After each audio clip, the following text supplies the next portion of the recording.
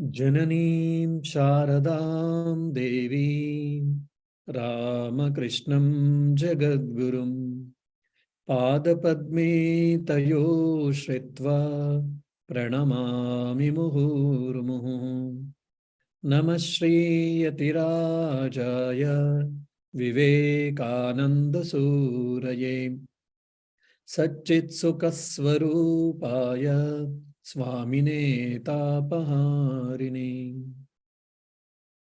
Dear devotees, so for 2 weeks we didn't have class for some reasons, and verse number 8 we were discussing. The author, after explaining in 5 verses, explaining 3 types of seers, from 6th verse he started explaining the nature and the formation of these 3 seers, or the formation and function of these 3 seers. Seer 1, sense organs; seer 2, mind; seer 3, that is original consciousness, Sakshi. Now, the identification of ego or mind with different entities is being handled or discussed by the author in the 8th verse. Ahankarasya tadatmyam chichaya dehasakshibihi sahajam karmajam brantijanyancha trividam karamat. The identification of the ego, your ego also includes mind, that you have to be very clear. The identification of the ego with the reflection of consciousness, the body and the witness are of 3 kinds, namely natural, due to past karma, and due to ignorance, respectively. We had already discussed this. Just again, I'll brush up and I'll go to further shlokas. Now, the author is trying to discuss 3 types of relationships with respect to body, reflected consciousness, virginal consciousness, and the mind actually. Or the relationship between the mind and the body, physical body, the mind and the reflected consciousness, and the mind and the virginal consciousness. So what are the relationships between the mind and these 3 entities has been discussed in this particular verse, so that you have to understand. Now here one technical word the author he used, it is called chichaya, the reflected image. So what it is nothing but the reflected consciousness. So this you have to understand. Now, when I say that, how are you? When I ask someone, you might have said, oh Swamiji, I am feverish. I am feeling feverish. I am not well. So when I asked, how are you? You said, I am not well. I am feeling feverish. Or I got a dysentery. I got a headache. So this I refers to actually here to the physical body. And I asked again with Rakal probably that, how are you, Rakal? He said, oh Swamiji, I am feeling morose. I am feeling unhappy. I am feeling very delightful. I am feeling elevated. So this type of explanation or description also we give. So here the I refers to the subtle body, or it is to the mind and its different modifications. The I refers to a mind, subtle body. How are you? I am blissful, Swamiji, because I am consciousness. I am blissful. So which generally we don't use this, no doubt. So here the I is referring to the Brahman or the Atman or the self. Actually, the I means it is actually always the self, but because of the ignorance, because of the misidentification, we are misidentifying the self with the body, mind, and sometimes even with the external world also. Say for an example, you got a new bike, motorbike, and you took to the temple for puja and you were waiting for Purohit. And some phone came and you just parked on the side of the road and you were talking. A fellow a co-traveler, just a traveler was coming, somehow by mistake, he hit your new bike. There was some scratch. Immediately, just you can imagine very well. Again, I'm not judgmental whether it is right or wrong. Only I am saying that just imagine the situation. Immediately, we will start reacting. We feel very bad. We will feel angry. We will feel annoyed. We will feel perturbed. And we may go to scream on him, or we may go even to beat him, whatnot. See, this is a vehicle. It is an instrument which we use for transportation or traveling actually. But some scratches happened actually, that's all.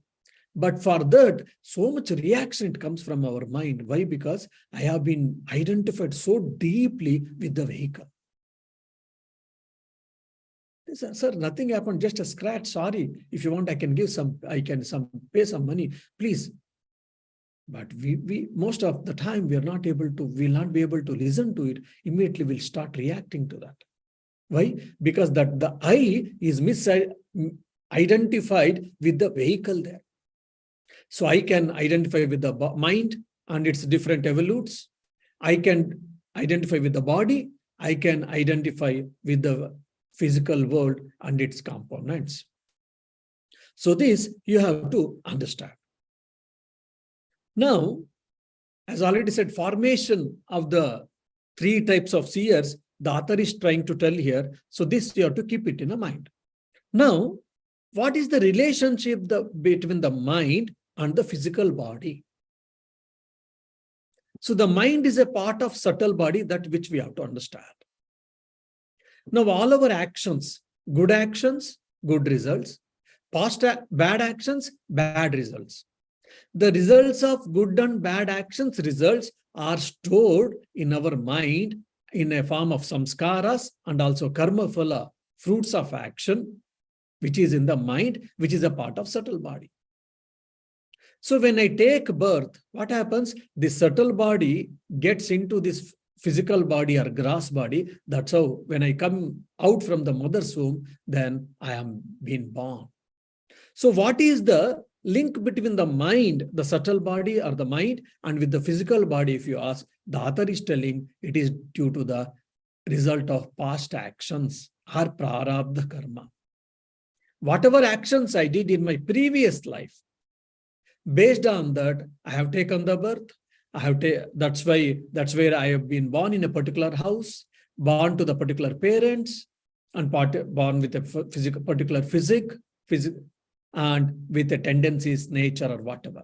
All these things, why? What is the relationship between the mind and the body? If you ask, the author is telling that it is because of prarabdha karma, because of the results of past actions.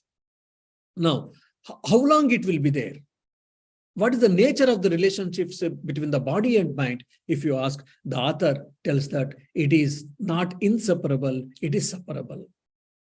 When this prarabdha karma gets exhausted, when it gets over, then what happens? Immediately, the subtle body or the mind departs the physical body, and it enters the new body. That means it is time bound. The relationship between the mind and the physical body, it is time bound. Date of manufacture, date of expiry, or date of birth and date of death. From date of birth onwards till date of death, there is a connection, relationship between the mind and the body. Afterwards, it is not there. That means the connection or relationship between the body and mind is temporary, or it is a time bound, and it is separable also. So this is what the author is trying to tell. Now the question may come for all of us, or it should come, why author is trying to tell this? It is a known fact for all of us. Because he's telling that by understanding this phenomena, by understanding this, by having this knowledge, so try to remove the misidentification with the body. If something happens to body, I am feeling that it is happening as if it happens to me only. So that wrong identification, ignorance, because of ignorance, this wrong identification is there, misidentification is there. It should be removed. The ignorance can be removed only by knowledge. That's why the author is trying to tell that the relationship between the body and mind is only because of prarabdha karma.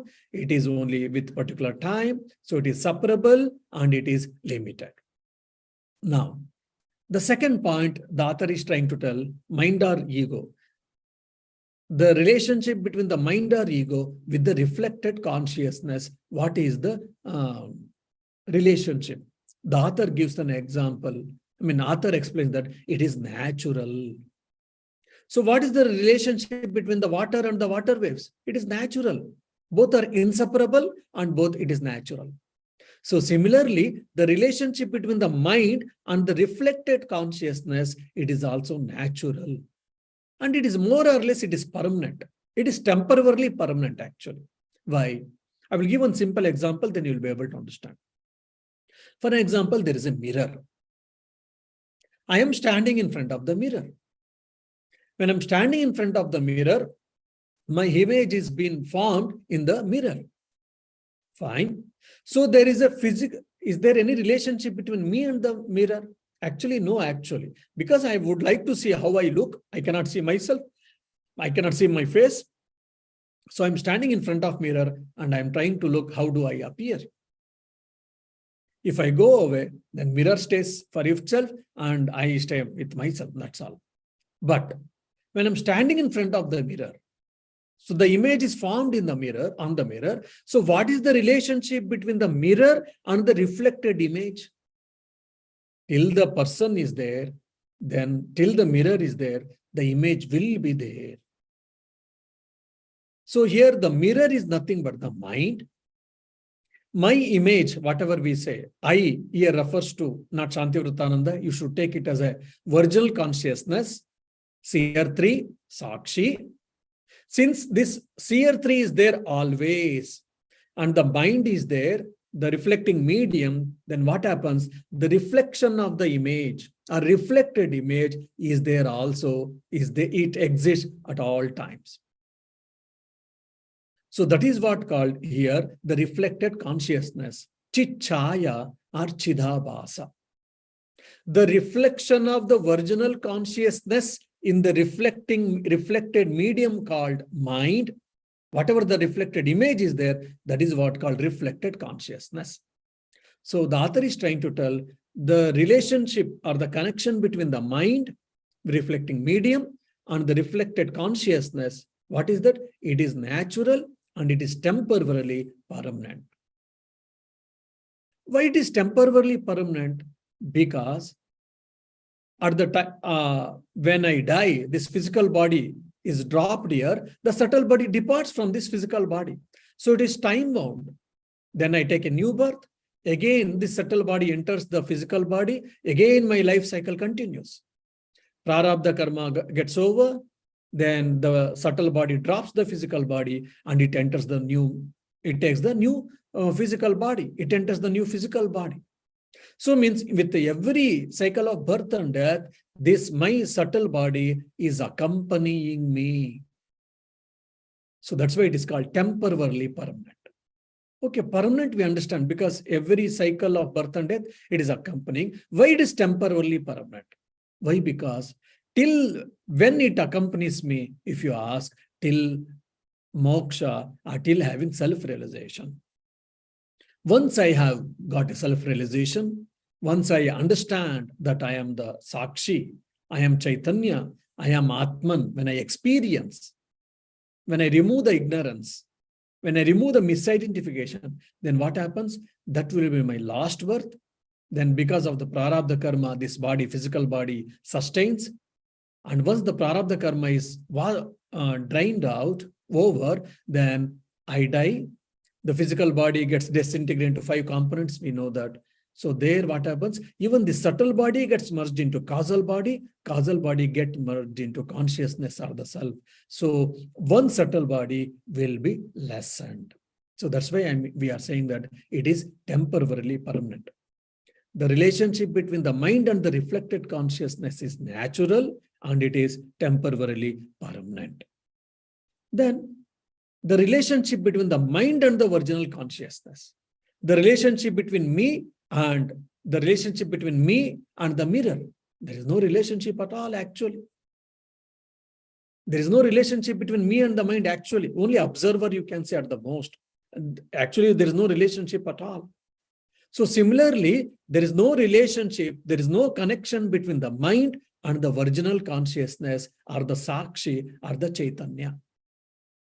But unfortunately, because of the wrong identification, because of the misidentification, or because of the proximity of the reflecting medium called mind near the self, so we are thinking that the mind is thinking that I am active, I am doer, I am knower, etc., etc. And we have become the victim of it. Otherwise, actually, there is no connection, there is no relation between the mind and the original consciousness or the self. So this is what we have to understand. What is the logic you can think here? The mind is what? It is an object. And what about the Sakshi or the self? It is always subject. And the mind is a subtle matter. Whereas the Sakshi or the self, it is never the matter. It is always pure consciousness. And it is self-luminous. And it is self-aware. It is self-consciousness. Whereas the mind, it is a matter, subtle matter. It is not sentient. Rather, it has borrowed consciousness from the original consciousness and it has become sentient actually. So both are actually of different orders of reality. The self is the highest order of reality and the mind is the middle or the lower rate of the reality. But unfortunately, we think that the body and the mind and the original consciousness are going together, or they're mixed, or both are one and same, or we are getting confused. So this is what we have to understand. So there was no relationship, there is no relationship, and there will be no relationship between the mind and the original consciousness. That's what the author is trying to tell. That means what? I am the Sakshi, I am the Chaitanya always. Whether I am aware of it or whether I am unaware of it, the truth is not changed. Okay, I'm not aware of it, fine, but that doesn't alter the truth. This is what very, very important. Now, one more thing is very important you have to understand. Since till the mind exists, all the duality exists. Why? Because that is what the reflecting medium. Because of that, all the things, all our experiences are happening. That's the reason. Till mind exists, duality exists. You cannot get away from that. Now, how these different identifications of the mind or the ego can come to an end? The question may come. No, because 3 types of relationships we have discussed, and I am the self, and I am not actually attached with all these things actually. After knowing that, then how these relationships can be ended? If anyone may get a question. So that has been explained in the 9th verse. Let us see. Sambandhinoho sator nasti nivrittihi sahajasyatu karmakshayat prabodhacha nivartate kramadubhe. The mutual identification of the ego or the mind and the reflection of consciousness, which is natural, does not cease so long as they are taken to be real. The other 2 identifications disappear after the wearing out of the result of karma and the attainment of knowledge and the highest reality respectively. Means the author is trying to tell very clearly, once the misidentification or the ignorance is removed, then the relationship between the mind and the original consciousness will be removed. Though there is no relationship, but we feel that there is a relationship that has been removed or destroyed. And till prarabdha karma is there, this body exists. When the prarabdha karma is drained out, exhausted, then this physical body also goes away. Then what about the mind and the reflected consciousness? If you try to know. There also he says that once you know that who are you in reality, or once you remove, if you are capable of removing the ignorance, destroying the ignorance, then until the end of that cycle of birth and death, it exists. Afterwards, that also goes away. So that means what? How one can attain freedom, or how one can be freed from bondage, has been given in this particular verse. So I am not the body, I am not the mind, I am not the reflected consciousness, I am the pure awareness, or I am the pure consciousness. So this is what you have to understand.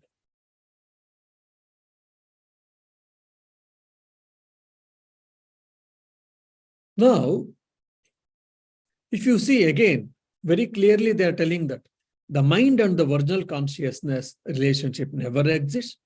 Because of ignorance, it appears that there is a connection. And once the ignorance is removed, the relationship between the mind and original consciousness is removed. And similarly, what about the mind and the body? Again, that is also temporary. Till the prarabdha karma is there, it exists. Otherwise, afterwards, it goes away. Then what about the mind and the reflected consciousness? If you ask, it is only reflecting medium. Till our ahankara exists, till our ego, ignorance exists, this also exists. Once that ignorance has been removed, then this also goes away. After realization, till death exists, after in the death, during death, or after the death, it merges into the self itself. So then there is no mind. Since there is no mind, there is no birth and death, because there is no subtle body, and there is no experience of duality, there is no experience of anything world or anything. So there will be no more birth and death, no more experience, no more struggles, no more attainment, no more rejection. So all our experience, all our sufferings, all our pleasurable and painable experience, everything is in the mind. So since once you destroy the mind, once you dissolve the mind, once you destroy the mind, all these things ceases to exist. So that's why even Buddhism, they give so much importance to the mind. Because mind is a wonderful instrument. If you make it fit enough, so that, and if you stop all the vrittis, all the thoughts, and if you arrest it, what happens? When all the thoughts has been removed and drained out and cleared, then what happens? The mind stops acting. When the mind stops acting, all the duality stops arising. Then that is what called nirvana according to the Buddhism. Because the Buddhism is based on the Sankhyan philosophy. In the Sankhya also, for them, what is that? It is like the separation of Purusha and the Prakriti is what the Kaivalya for them. In Kshetra Kshetragna Yoga, Gunatraya Vibhaga Yoga, in Bhagavad Gita, these ideas we can see. Whereas in the Vedanta, it is not the emptying the mind, rather they say that you go beyond the mind. Mind is just an instrument, go beyond the mind. Only you clean the mind, it is a beautiful medium, reflecting medium, then it reflects the consciousness completely. Now, what is happening in us? It is reflecting the consciousness along with so many of our tendencies which we are accumulated in our so many births. Good, bad, right, wrong, pleasurable, unpleasurable, then all so many tendencies, samskaras we have got. All these things are also getting reflected along with the consciousness. Once, because of sadhana and because of spiritual practice, because of leading the good life, when the so-called reflecting medium called mind, when it has been purified, then what happens? Only just like a prism or just like a pure glass, just like the only light is reflected, so similarly only consciousness will be reflected. Then what happens? Then obviously we'll be able to understand, and we'll be free from all the free from the cycle of birth and death. Now the author is going to one more idea, that we have got three states of experience: deep sleep state, dream state, and the waking state. How these three states of experience are occurred and what happens has been explained in the 10th verse. Let me try to explain. In the 9th verse, I didn't go much in deep already, because in the 8th verse itself, I had taken much, though it is almost like repetitive. So I didn't go deep again in the 9th verse.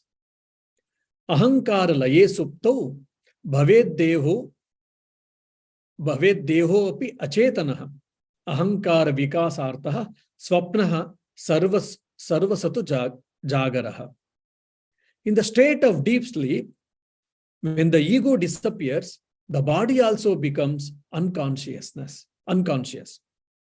The state in which there is the half manifestation of the ego is called the dream state, and the full manifestation of the ego is the state of waking.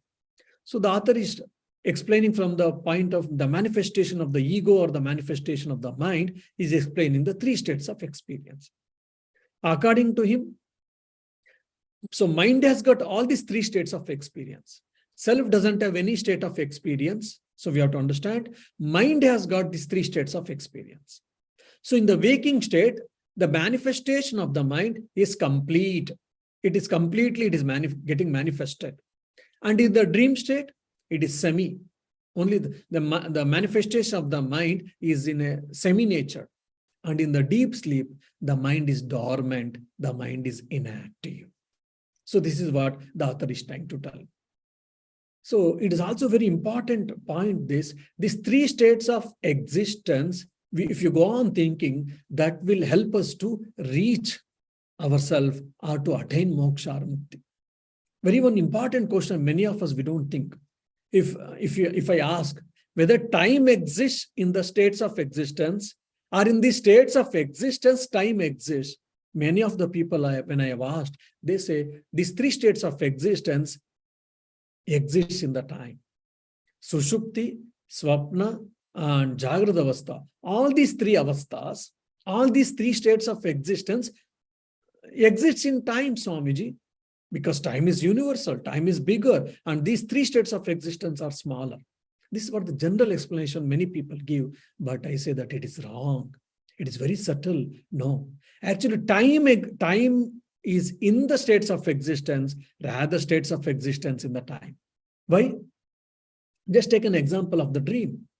In the dream, probably you had 10 minutes or 15 minutes of the dream, so-called 15 minutes, which we speak of the waking state, 15 minutes, but in the dream state, 15 minutes, you were born, you grew, you achieved something, then you got children, you got a family, and you went to the different world tour. So many things, it happened just in 15 minutes. So the time of the dream state and the time of the waking state is completely different. So the time is in the state is not in the time. It is also very, very important, very subtle point actually. So in the Sushupti Avastha, he says in the deep sleep state, what happens? We don't say mind doesn't exist, mind is dormant. So this is again one very subtle technical difference we have to understand. We don't say mind doesn't exist in the deep sleep state. Mind exists, but in a very dormant state, or in inactive state, or in passive state. It is inactive, that's all we say. Why? Because it doesn't experience the body and it doesn't experience the external world also. But if mind is completely inactive, then after getting up from the sleep, then I would not have been able to say that I had a deep sleep. That means I am aware of my deep sleep. Maybe not be at that time, but at least once I get up, then I am aware that I had a deep sleep. So according to the Advaita Vedanta, in the deep sleep state, no doubt, physical bodies are resting, including senses. Mind is also resting, no doubt. But a small portion of the mind is active. A feeble vritti, a feeble thought is running. This nidra itself, the sleep itself is a type of vritti. That's why, because of the vritti, we have got gnana, that had a deep sleep. After waking up from deep sleep, that's why I'm able to tell that I had a deep sleep. So mind is inactive or mind is dormant. Very small portion of the mind is active. That's what the author is trying to tell. Then what happens in Swapnavastha, in dream state? The external world is not there for me, and the body and the sense organs are also resting, but mind is active, maybe semi. 50% of the mind is active. Mind is the experiencer, Mind is the experienced, and mind is the action of experience also. It is very important point we have to understand. It is knower, knowing, and the known. All the three roles are played by mind. How? For example, in the dream state, I went to, Disney park. And I'm playing in the Disney park. So many experiences. I'm seeing so many people. I'm eating ice cream. Probably I'm eating pizza, etc., etc. Who is eating? Mind is eating. The action of eating is done by whom? By mind. Maybe it is imagined, but that action is done by mind. And he's experiencing the ice cream. He's experiencing the play in the Disney park. Who is that experiencer? Again, the mind. And this world, Disney park world, it has been created by whom? Again, it is created by the mind itself. So the knower, the known, and the knowing, all these three roles has been played by the mind alone. So here, partially the mind is active. That's why we are having a dream sleep state. Whereas the physical body, the sense organs are inactive or they are resting. Then what happens in Jagrata Avastha? Mind is fully active. Our external body and sense organs are also fully active. Mechanical action, reflex action, all these things. And we are able to perceive the external world also. So this is what the author is trying to explain, these three states of experience. Again, these three states of experience, it is only for body and the mind. It is not for the self. The self is beyond all these three states. And for the self, there is no any state at all. Is always just pure awareness, pure consciousness. That is what the author is trying to explain. Then in the next verse, he tells how the experience of waking and dream states are nothing but the modifications of the mind. In dream state, we can very well experience the mind, whatever the experience, the knower, the known, and the knowing. All three is nothing but the role of the mind. Now, Advaita Vedanta says that in Mandukya Karika or Mandukya Upanishad, these things are discussed in detail. Even the so-called waking state is also because of the mind only actually. Though it looks objective and the dream is highly subjective, but even the so-called the waking state is also a long dream state, and it is also again the projection of the mind only. So there's a very interesting topic and a little technical also. I would like to discuss that 11th verse onwards, how this waking state is also long dream state. It is a big dream or a long dream. We will try to understand in the next class. Om Shanti Shanti Shanti Harihi Om Tat Sat Shri Ramakrishna Arpanamastu. Swamiji? Yeah? I have a question, Swamiji. Yes, come on. Swamiji, when you said Vedanta says to go beyond mind, Swamiji, as far as our working and whatever effort we can put, it cannot go beyond the mind level, because everything, either it is analysis or it is feelings.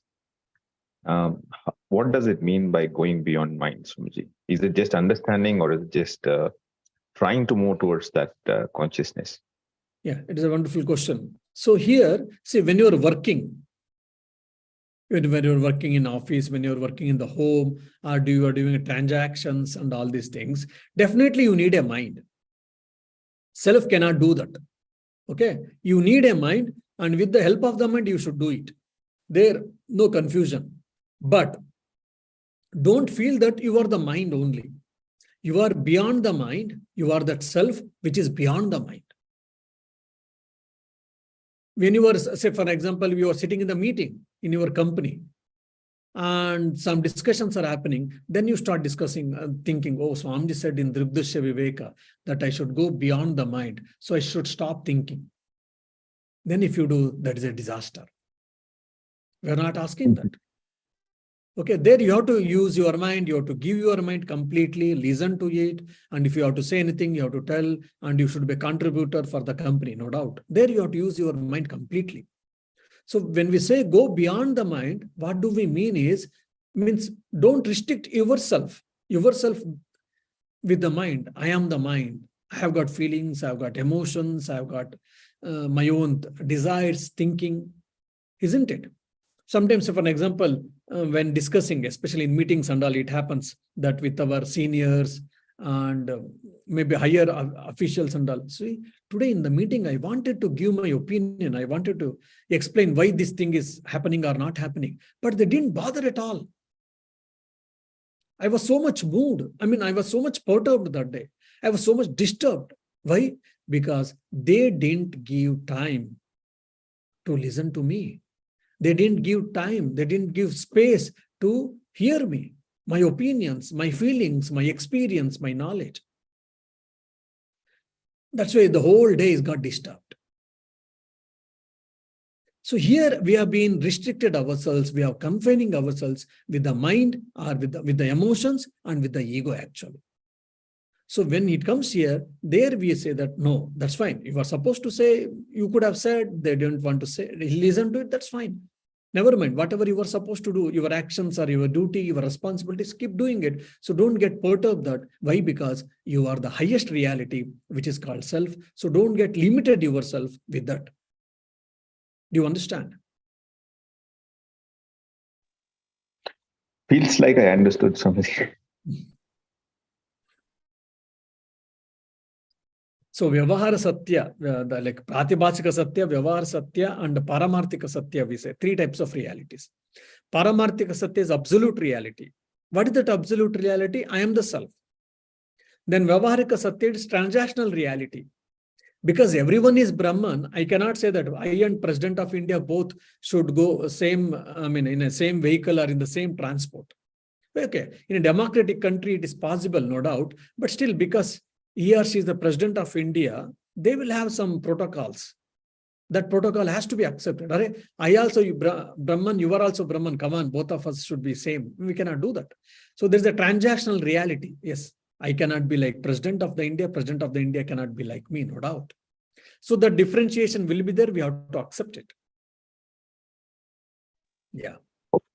One question that comes up is mind and brain, right? So mind and? Where do we draw the line between brain and mind? Because okay. Because there's a physical existence, right? And one is a subtle existence. Feelings and all that arise in the brain. Now, when you say it's a subtle mind that is essentially a subtle mind that carries the karma from one birth to another, and it has no physical existence. It is a subtle existence. So, what part? How do I, if I were to distinguish, where is the line? Where does the I would like to tell, probably the brain is a hardware and the mind is a software.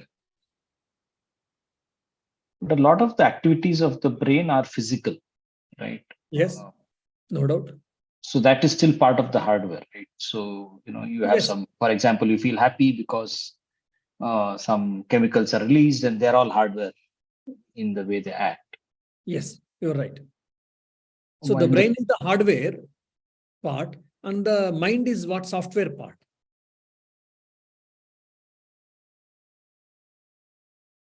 And I'm just trying to figure out how the software is without the hardware, right? I can't relate to a feeling of happiness without the hardware. Yeah. Now it is not the subtle body that, if you say the subtle body is happy. Yes. Now the probably I'm giving very bad example. Now, why the spirits try to enter the physical body? They have died. Natural death, or mostly it is unnatural death. It happens of suicide or accidents or burns or something will happen. Okay. So to take revenge on someone, the subtle body, which consists of 10 sense organs and as well organs, prana, mind, everything. But why it is trying to find some suitable physical body? Because to take revenge in this external world or in this physical world, it needs physical body, someone's physical body, so that it can take the revenge on XYZ, isn't it?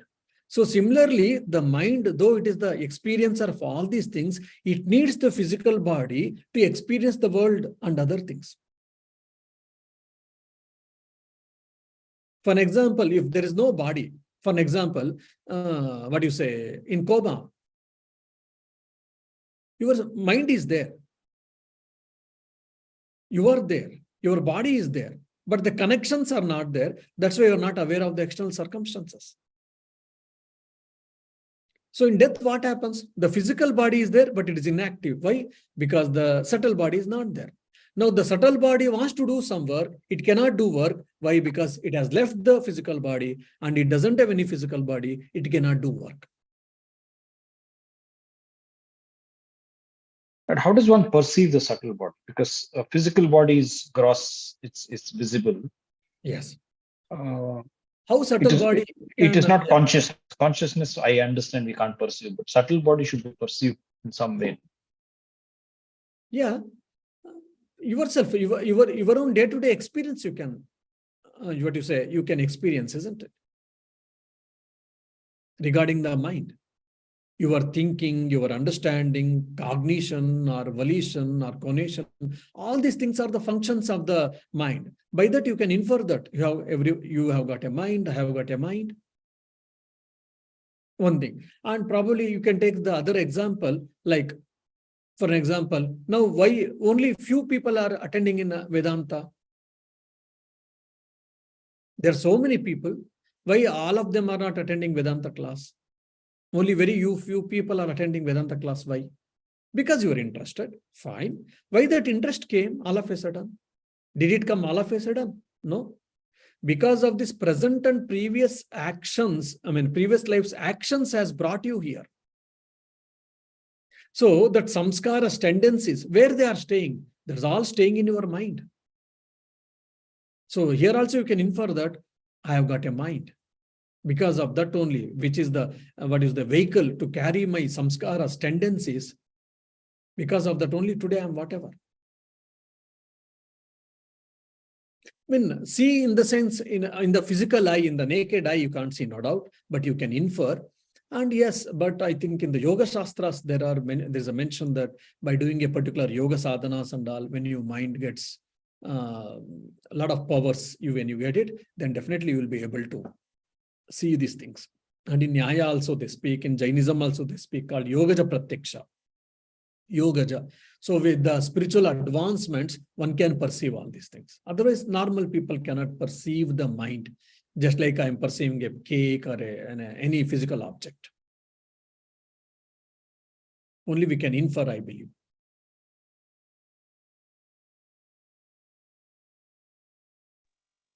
Amaji?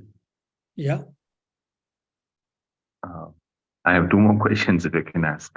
Yeah, welcome. Swamiji, you said we should not limit ourselves to just thinking that we are senses or feelings or mind. But again, whatever, even for not limiting, that is also I'm doing through the mind only. Right. So again, going beyond means, is it just understanding? Right now, it is just getting that knowledge. One, that's my first question, Swamiji. Okay, so for this question, from two angles we can think. For example, I ask Rakal, how much you can lift? You say, Swamiji, probably 50 kgs. 50 kgs, 50 kg, anything which weighs 50 kg, I can lift, I think, maximum. More than that, no. Then I ask Rakal, are you sure? You think, and yes, Swamiji, I think, okay, and then I will give you 50 kg, you will lift it and you will show it fine. Or I will give you the 50 kgs an item, then you try to lift, you couldn't. Then you say, oh, sorry, Swamiji, I thought I can lift 50 kg, but not possible. Then I ask, okay, keep on lifting it. And you started keep on lifting it whenever is possible. Then in a 3-4 days or a 1 week, 50 kgs you can, lift easily. Then if you continue afterwards, not only lifting, you can also hold on to for some more time. Isn't it? First time you were not able to lift. Slowly in a week, you started lifting. And now after a month or so, you are able to lift and you are able to hold it for some time. Still, you don't have any problem. That means what? That power, muscle power you had already, but because of exercising now, you could manifest it. Isn't it? So similarly, I ask Rakal, how much, how long you can concentrate? Then you think, Swamiji, maybe 2-3 minutes, or 5 minutes, or 10 minutes. Then I said, Rakal, no, you have got infinite power. Why can't you try more? Then you said, okay, and having a faith and confidence. You start exercising your mind. Then in few months, you are able to concentrate on particular object or on the desired, maybe on even subject or whatever, say, half an hour you are able to concentrate. Initially, it was only possible 2 to 3 minutes, and now with the regulated practice, you are able to concentrate for 30 minutes. That means that energy, that power, that possibility was existing in your mind. Already that power was there, but you didn't manifest it. You didn't exercise it. So this is at the empirical level. And second thing, now for an example, when you think you are as a body, your power is limited. If you sit yourself and calmly think, then you will be able to understand. If you start thinking that you are mind, your power gets increased and you'll be able to do much more. And when you start thinking, which is a fact, that you are self, then you can do many more things. All these great people like Swami Vivekananda or Jesus Christ or Ramana Maharshi, Aurobindo, they all did so many great works like Shankaracharya. All them, why? Because they were all spiritual luminaries. Means they were always, themselves were aware, or they, connected, switched over to consciousness most of the time than with the body and mind. That's why they were able to do so many things. That's what the manifestation of the spirit or manifestation of the consciousness or the divinity, which Swamiji keeps on saying that. Yeah, did you understand, or is it clear for you? Yeah, yes, Swamiji, I think I'm much more clearer. I think also almost got the answer for the second one. What I was able to ask was, when we hear all this, and then we go back to work, what is that we need to do in order to either assimilate or implement some of the takeaways? What exactly do we do with this? Yes. How do we train on it? Yes, you will start becoming an objective mode of working. You will start becoming. Earlier, you will become subjective. Then everything with emotions and this world and the world opposites, pair of opposites, all things were real for you. And you were got entangled in that. When things were moving according to your wish, you were so happy. When things were not going according to your wish, you were so morose and you were so unhappy. By studying Vedanta, and you are not the body and mind, you are the self. When you start thinking more and more, what happens? Slowly, your attachment to all these dualities ceases to exist, or it gets reduced. Then you are getting carried over, will be lessened. Your wastage of energy, dissipation of energy for unnecessary thing will be lessened. And instead of handling the problem emotionally, you will start handling the problem objectively, so that you will be able to get the solutions.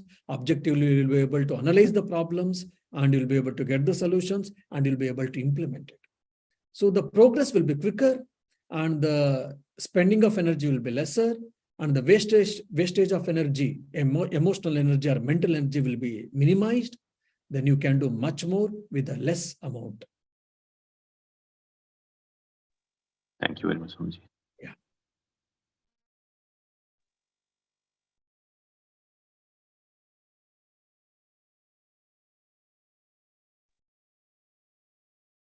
So I think, just to extend the same question, Swamiji, not just work, we can do the same thing in our personal lives as well. Right? Yeah, sure. See, by studying Vedanta, you need not to stop your work doing. Whatever your profession, from whichever walk of life you are there, just you continue. It doesn't make any... And we just need to figure out how to apply this in the real world context, right? The practical.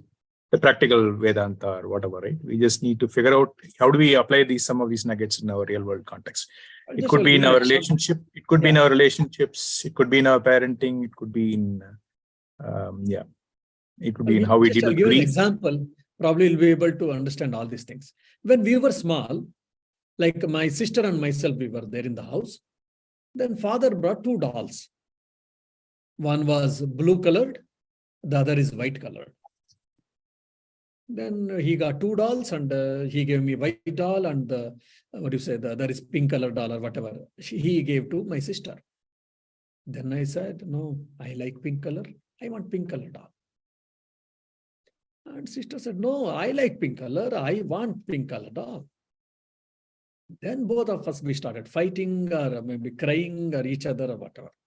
Then father said, my dear, both are dolls, toys. They're meant for game, play. Why are you taking so serious? And he said that, look, both are only 10 rupees each. And both are made up of plastic. Both look same, not similar, same exact. And it is only difference in color, not in size, not in quantity, not in quality, not in price, not in anything except color. And it is a toy just for a play. Why are you so much obsessed with that, my dear? So please don't bother. So white color toy or pink color toy, it doesn't make any sense. So go, come on, both of you play well. Or you can exchange sometime. You can play white and you can play after some time pink. You can exchange also what is there at the most. But we didn't listen to it probably. We might have listened or we might not listen. No, I want pink color doll only. As if the alpha and omega of my life is pink color doll. Then we might have fought, we might have cried, we might have got sometimes even scoldings from parents. Now 25 years over, we have grown up. And the same incident, similar incident occurs in my house. Now I am observing it. And I feel like laughing. I remember my age-old or my childhood days, and I remember, oh, see, same mistake even I did. I laugh at it. Why? Because now you know the worth of the doll. Or you know the reality, there is not much value, whether it's a pink color doll or white color doll. It is just a doll, it is a toy, it is for play. It is just an instrument for play, that's all. So it is a pink color doll or white color doll, it doesn't make any sense.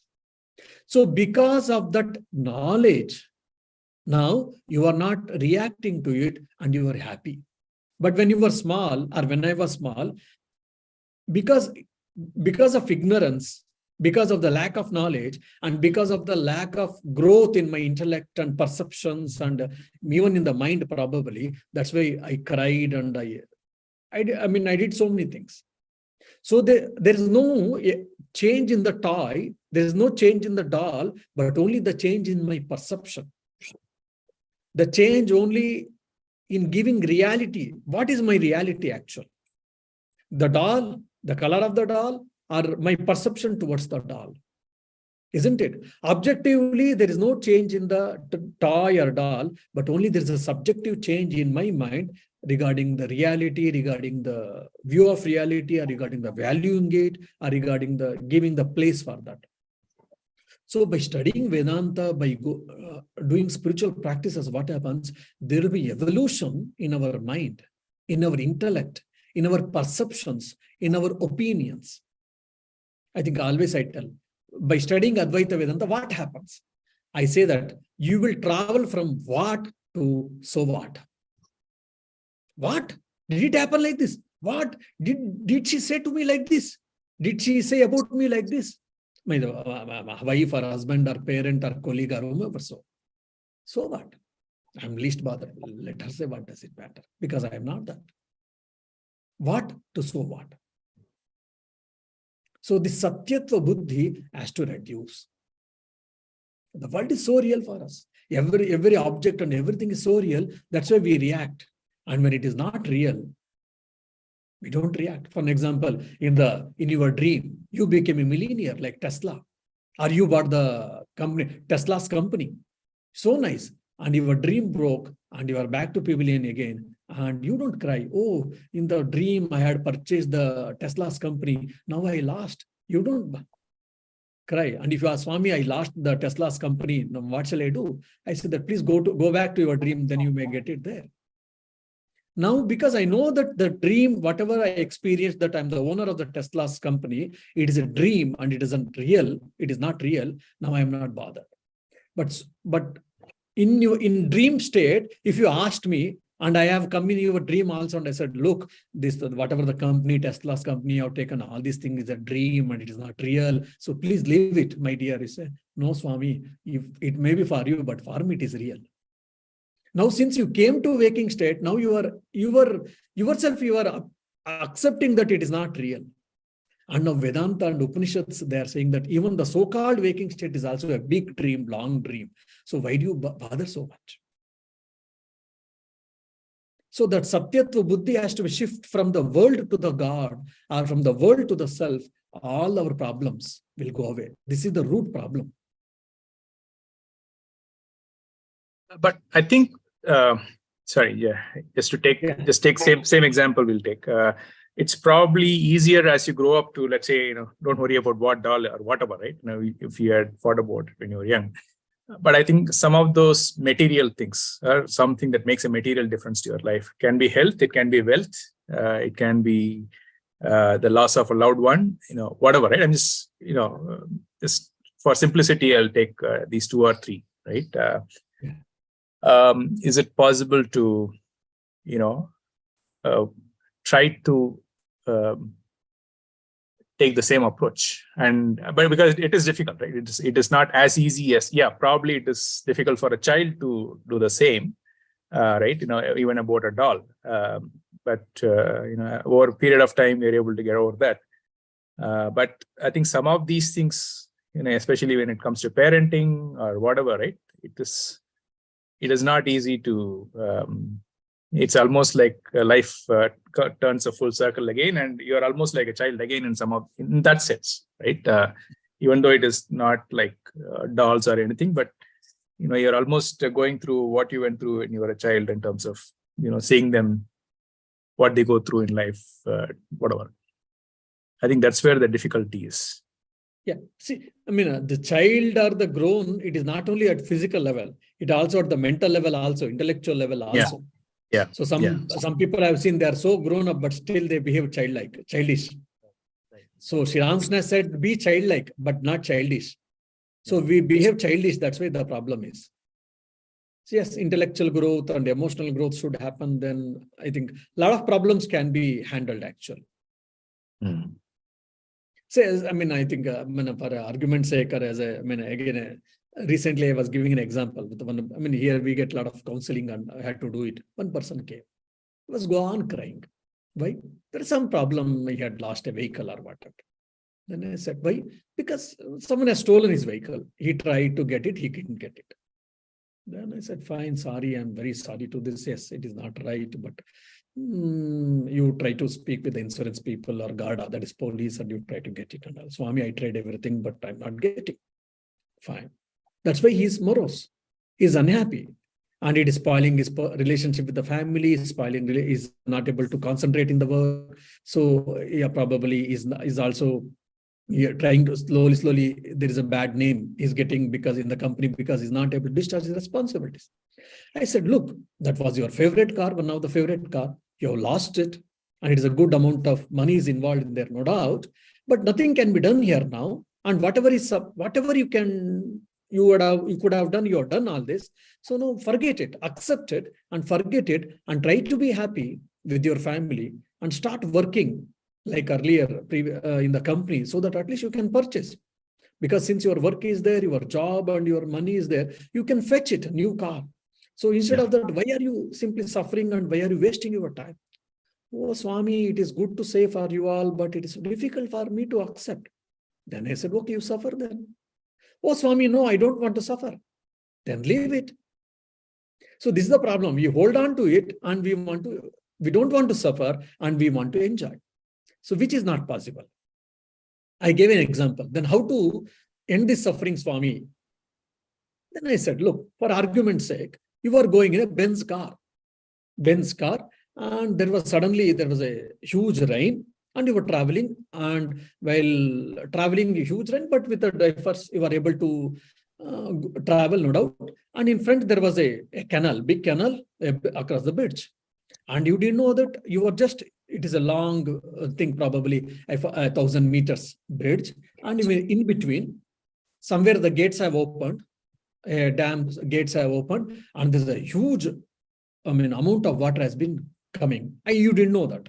You were in the middle of you were in the middle of the bridge. Now you are seeing that the huge water force is coming. Slowly it is coming, and it is covering your vehicle and the pathway, everything. So someone is shouting that, look, get out from the car, and you try to stand there nearby the tree, some tree or some wall or pulpit or something is there. You try to stand there. Now there is a fix for you. Either you have to save yourself or you have to save your Benz car. Now you tell me, my dear, what you do it? Intelligent people say, oh Swami, if Benz car goes also fine, I can get it Benz car, God given in a few days. But if I go away, even if Benz car is there, what is the use of it? Isn't it? I may be washed out along with the Benz car. Benz car also will be destroyed and I will also die. Isn't it? Few foolish people will be there. They will try to save Benz car and they will die.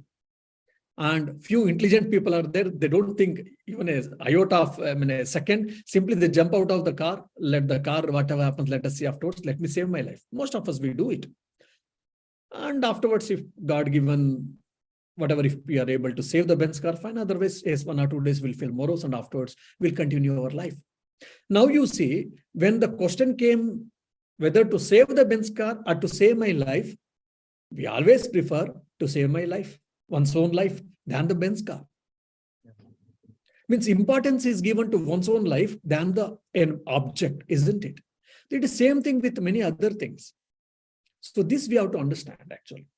So why you want to carry the problem, just like we carry our mobile in the pocket, we carry our wallet. So similarly, why should we carry our problems in our wallet, so-called mind, and we have to suffer?